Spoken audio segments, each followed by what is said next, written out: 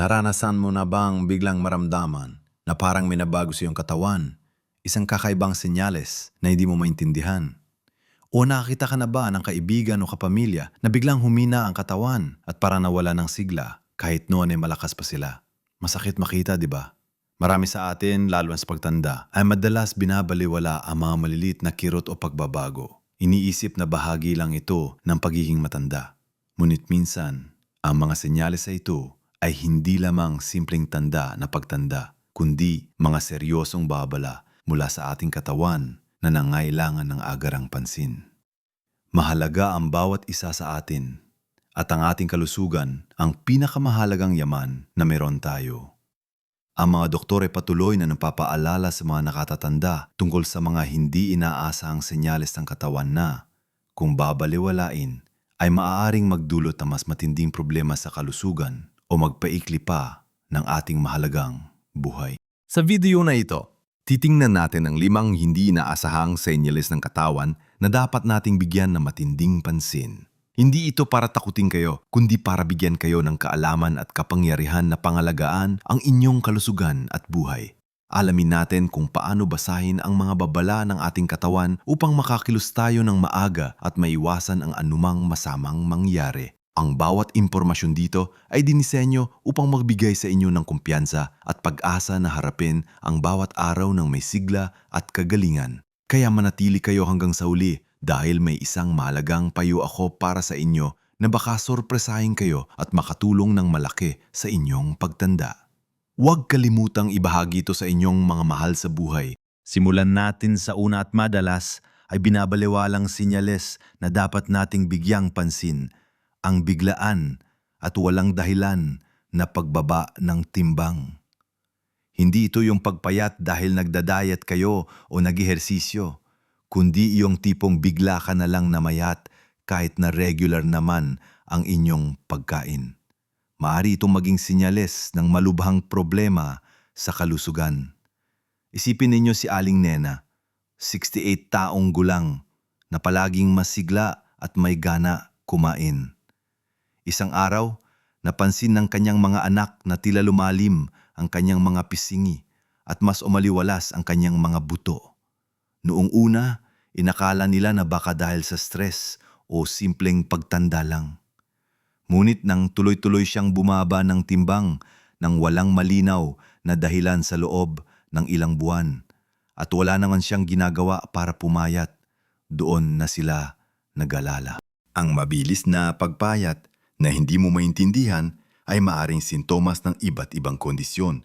Halimbawa, maaring ito ay senyales ng hindi kontroladong diabetes kung saan hindi nakukuha ng katawan ng sapat na nutrisyon mula sa kinakain dahil sa problema sa insulin. Maaari din ito indikasyon ng problema sa thyroid kung saan masyadong mabilis ang metabolismo ng katawan at sa malubhang kaso, maaring ito ay senyales ng isang hindi nakikitang sakit na lumalaki sa loob ng katawan tulad ng ilang uri ng kanser na unti-unting kumakain ng enerhiya at taba ng katawan. Hindi ito dapat balewalain. Kung napansin ninyo na kayo ang inyong mahal sa buhay ay biglang namayat ng 5 to 10% ng inyong timbang sa loob ng 6 na buwan hanggang 1 taon nang walang pagbabago sa lifestyle, kailangan ninyo kumonsulta agad sa doktor. Ano ang dapat gawin? Una, maging alerto sa sariling timbang. Maaring hindi kailangan araw-araw pero ugalin timbangin ang sarili ng regular. Halimbawa, 1 beses sa 1 linggo o buwan at itala ito. Ito ay parang pag-check ng presyon ng dugo o sugar level. Pangalawa, huwag magpanik, ngunit huwag ding ipagpaliban ang pagpapakonsulta. Ang doktor ang makakapagsabi kung ano ang tunay na dahilan sa likod ng pagbaba ng timbang. Sila ang mag-uutos ng mga test tulad ng blood tests, thyroid function tests o iba pang pagsusuri upang malaman ang ugat ng problema. Mahalaga na maging tapat sa doktor tungkol sa inyong lifestyle, mga kinakain at anumang iba pang nararamdaman. Huwag kayong matakot magtanong. Ang maagang pagtuklas ng problema ay susi sa mas epektibong paggamot at mas magandang resulta. Tandaan, ang pagbabago sa timbang ay isang babala mula sa inyong katawan na may kailangan itong pansinin.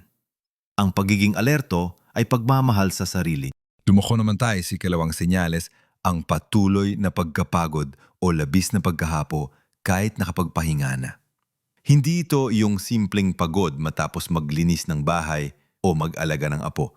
Ito ay pagkapagod na ramdam mo kahit bagong gising ka lang o pagod na hindi nawawala kahit ilang oras kang natulog. Marami na katatalanda ang nagsasabi, ay normal lang yan, matanda na kasi tayo. Pero hindi lahat ng labis na pagkapagod ay normal. Maari itong maging tagapagpahiwatig ng mas malalim na problema. Isipin ninyo si Mang Tonyo, 70 anyos, na dati ay mahilig maglakad-lakad sa parke at makipagkwentuhan sa mga kapitbahay. Nitong mga nakaraang buwan, napansin ng kanyang pamilya na palagi na lang siyang gustong matulog o umupo lang. Hindi na siya makasabay sa dating mga ginagawa niya at parang wala na siyang sigla.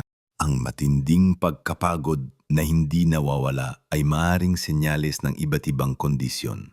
Maaaring ito ay anemia, kung saan kulang ang inyong pulang dugo na nagdadala ng oxygen sa katawan. Kung kulang sa oxygen ng inyong mga selula, syempre, madali kayong mapapagod. Maari rin itong indikasyon ng problema sa puso, kung saan hirap ang puso na magpump ng dugo ng sapat sa buong katawan, na nagiging sanhi ng matinding pagkapagod, lalo na kapag gumagawa ng pisikal na aktibidad. Bukod pa rito, ang problema sa kidney, thyroid disorders at kahit depresyon ay maaring magdulot ng matinding pagkapagod. Kung napansin ninyo na ang pagkapagod ay nagiging sagabal na sa inyong pang-araw-araw na gawain at hindi naman ito nawawala kahit na nakapagpahinga na kayo, panahon na para kumonsulta sa doktor. Ano ang dapat gawin? Una, subukang obserbahan ang inyong pattern ng tulog. Sapat ba ang tulog ninyo? At kalidad ba ang inyong pagtulog? Iwasan ang kape at matatamis bago matulog. Pangalawa, subukan ang mga simpleng paraan upang mapataas ang inyong enerhiya, tulad ng pag-inom ng sapat na tubig upang maiwasan ang dehydration. Ang dehydration ay isa sa mga common causes ng pagkapagod. Maaari ring maglakad-lakad ng kaunti kahit sa loob lang ng bahay o sa bakuran. Ang regular na kahit kaunting physical activity ay makakatulong magpataas ng enerhiya. Pangatlo at pinakamahalaga ay ang pagpapakonsulta sa doktor. Sasabihin nila kung kailangan ninyo ng blood test para malaman kung may anemia kayo o kung may problema sa inyong thyroid. Tandaan, ang pagkapagod ay hindi lamang pagod. Maari itong babala mula sa inyong katawan na may pinagdadaanan nitong mas malalim na issue. Huwag itong balewalain dahil ang inyong kalusugan ay mahalaga. Ngayon, dumako naman tayo sa susunod na senyales na dapat nating pagtuunan ng pansin. Ang pamamaga ng mga binti, bukong-bukong o paa na tinatawag ding edema. Alam kong marami sa atin ang nakakaranas nito, lalo na kapag matagal nakatayo o nakaupo, at kadalasan ay iniisip na normal lang ito dahil sa pagtanda o pagod. Pero may pagkakaiba ang simpleng pamamaga dahil sa pagod at ang pamamaga na senyales ng mas seryosong kondisyon. Ang pamamaga na seryosong babala ay kadalasang patuloy, lumalala, at hindi basta nawawala kahit nakapagpahinga na o nakataas na ang paa. Madalas, kapag pinindot mo ang balat na namamaga, nag-iiwan ito ng marka na tila umbok na dahan-dahang nawawala. Ang pamamaga ng binti at paa ay maaaring indikasyon ng iba't ibang kondisyon na may kinalaman sa ating sirkulasyon at paggana ng mga internal organs. Halimbawa, isa sa pinakakaraniwang dahilan nito sa mga nakatatanda ay ang congestive heart failure, kung saan hindi na kayang ipump ng puso ng sapat ang dugo na nagiging sanhi ng pagtambak ng likido sa mga binti at paa. Bukod sa pamamaga, madalas itong sinasabayan ng hirap sa paghinga, lalo na kapag humihiga at matinding pagkapagod. Maaari rin itong sinyales ng problema sa kidney, kung saan hindi na kayang i-filter ng kidney ang labis na likido at asin sa katawan na humahantong sa pagtambak ng likido at pamamaga. Ang sakit sa atay, lalo na kung may cirrhosis, ay maaari ring magdulot ng pamamaga dahil sa hindi tamang pagproseso ng mga protina sa dugo na nagpapanatili ng likido sa tamang lugar. Sa mas seryosong kaso, maaaring ito ay dahil sa deep vein thrombosis, DVT, kung saan may namumong dugo sa malaking ugat ng binti na nangangailangan ng agarang medikal na atensyon. Ano ang dapat gawin kung nakakaranas kayo ng patuloy na pamamaga? Una, subukang itaas ang inyong mga binti habang nakaupo o nakahiga. Gumamit ng unan upang mas mataas ang inyong mga paa kaysa sa inyong puso. Makakatulong ito sa pagdaloy ng likido pabalik. Pangalawa, bawasan ang inyong intake ng asin. Alam kong mahirap ito lalo na sa ating mga Pilipino na mahilig sa maalat na ulam at sausawan tulad ng patis, bagoong o tuyo. Subukan ninyong bawasan ang paggamit ng asin sa pagluluto at iwasan ang mga processed foods na mataas sa sodium. Ang labis na asin ay nagdudulot ng pagtambak ng likido sa katawan. Pangatlo at pinakamahalaga ay ang agarang pagpapakonsulta sa doktor. Sila lamang ang makakapagbigay ng tamang diagnosis at plano ng paggamot. Maaari silang mag-utos ng mga test tulad ng blood tests, urinalysis, ECG o ultrasound upang malaman ang ugat ng pamamaga. Tandaan, ang pamamaga ay hindi lang basta pamamaga. Ito ay maaaring sigaw ng inyong katawan na may kailangang ayusin sa loob. Huwag itong ipagwalang bahala. Susunod na senyales, at ito ay madalas na pinag-uusapan sa pagkainan, pero bihira nating seryosoin ang kahulugan nito, ang pagbabago sa ugali ng pagdumi o patuloy na problema sa panunaw. Hindi ito ay yung minsan-minsan lang na nahihirapan kang dumumi o nagtatatay ka dahil may nakain kang hindi bago. Ang pinag-uusapan natin dito ay ang matagal ng pagbabago sa inyong bowel habits. Maaring matagal ng pagtitibi, constipation, na hindi nawawala, o patuloy na pagtatae, diarrhea, pagdurugo sa dumi, o matinding sakit ng tiyan na palagi na lang naroroon. Isipin ninyo si Lola Feli na dati ay regular kong dumumi. Nito mga nakaraang buwan, napansin niya na palagi na lang siyang hirap dumumi. At kung dumumi man, ay sobrang tigas. Tapos may mga pagkakataon na may dugo sa kanyang dumi. Noong una, inakala niyang almuranas lang, pero nang magtagal unti-unti siyang nawalan ng ganang kumain at palaging masakit ang kanyang tiyan. Ang ganitong uri ng pagbabago sa digestive system ay maaring maging senyales ng iba't ibang kondisyon. Ang matagal na pagtitibi o pagtatay ay maaring magpahiwatig ng Irritable Bowel Syndrome, IBS, na isang pangkaraniwang kondisyon sa bituka. Ngunit sa mas malubang kaso, lalo na sa mga nakatatanda, ang mga sintomas na ito kasama ang pagdurugo, matinding sakit o biglaang pagbaba ng timbang ay maaring senyales ng mga seryosong problema tulad ng colorectal cancer, diverticulitis o Crohn's disease. Ang dugo sa dumi ay isa sa mga pinakamalaking babala at hindi dapat balewalain kahit minsan lang. Kung ito ay matingkad na pula, maaring galing sa lower part ng digestive tract. Kung madilim at parang alkitran, maaring galing sa upper part.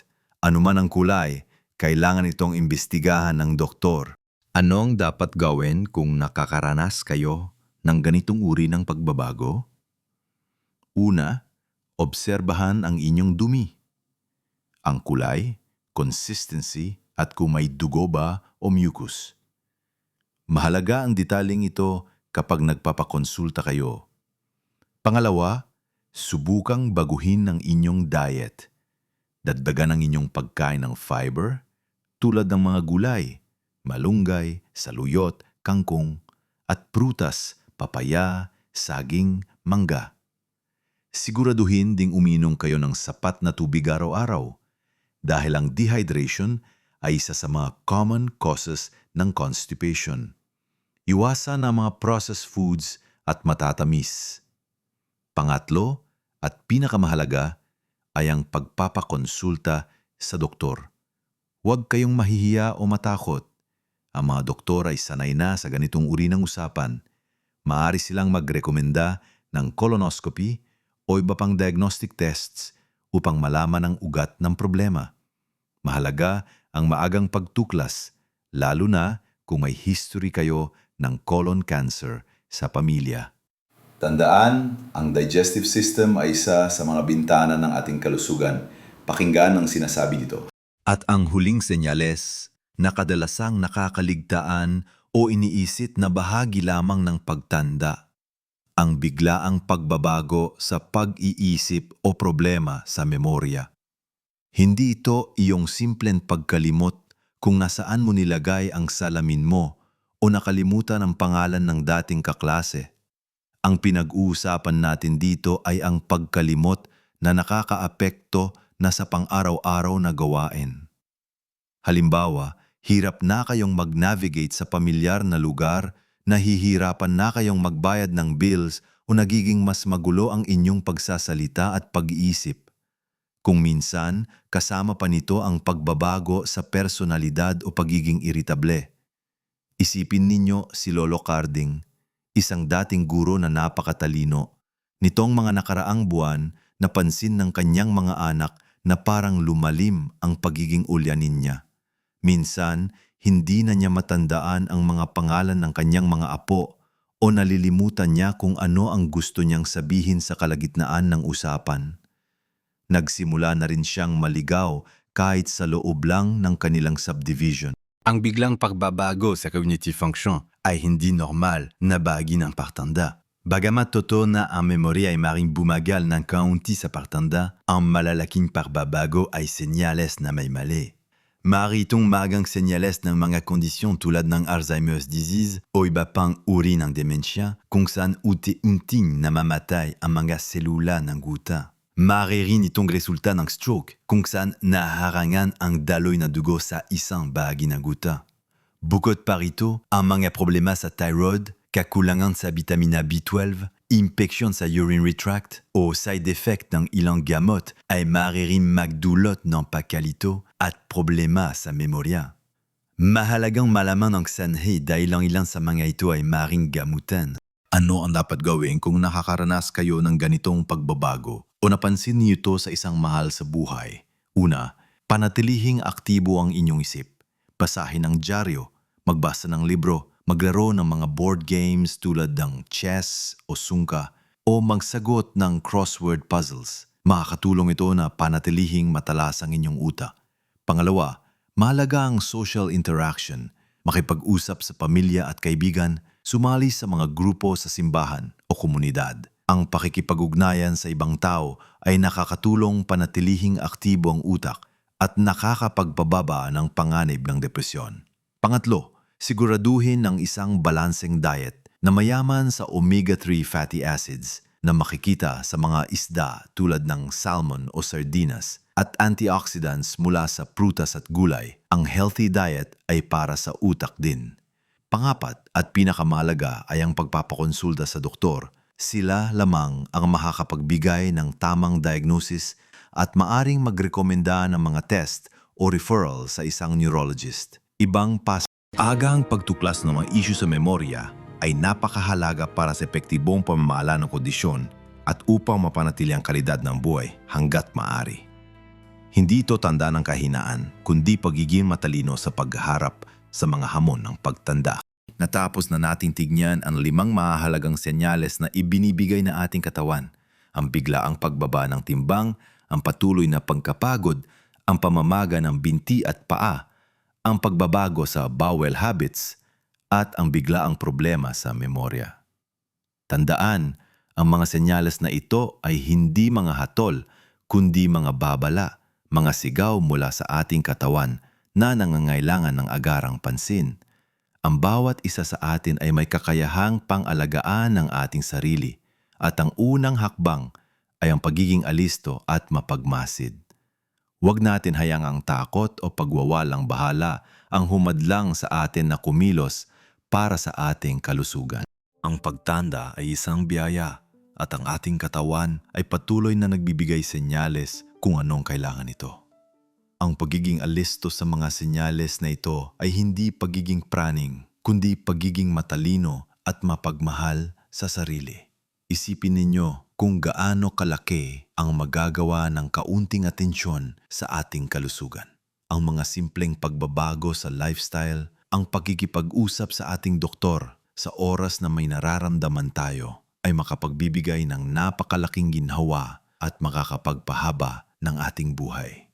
Huwag nating kalimutan ng ating pamilya at mga kaibigan ay mahalagang suporta sa ating paglalakbay sa kalusugan. Ang pagbabahagi ng ating nararamdaman sa kanila ay makakatulong din at sila ay maaring maging katuwang natin sa pagpapatingin sa doktor.